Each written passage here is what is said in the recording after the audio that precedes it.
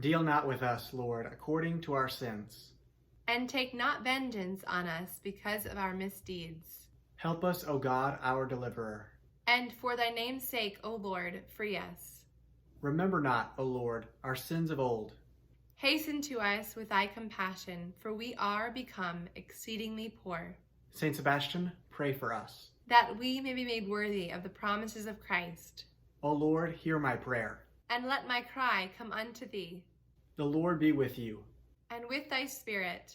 Let us pray. Vouchsafe to hear us, O God, our only salvation, and through the intercession of the glorious and blessed Mary, Mother of God and ever Virgin, of thy blessed martyr Sebastian, and of all the saints, deliver thy people from the terrors of thy wrath, and restore their confidence by the outpouring of thy compassion.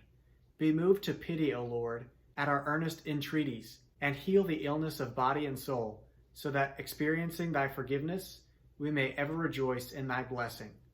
We beseech thee, O Lord, grant us a hearing as we devoutly raise our petitions to thee, and graciously turn away the epidemic of plague which afflicts us, so that mortal hearts may recognize that these scourges proceed from thine indignation and cease only when thou art moved to mercy.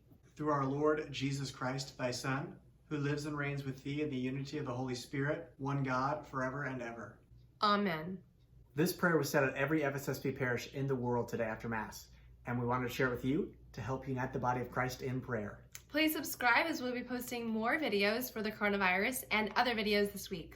And the prayer did reference the plague being due to the wrath of God.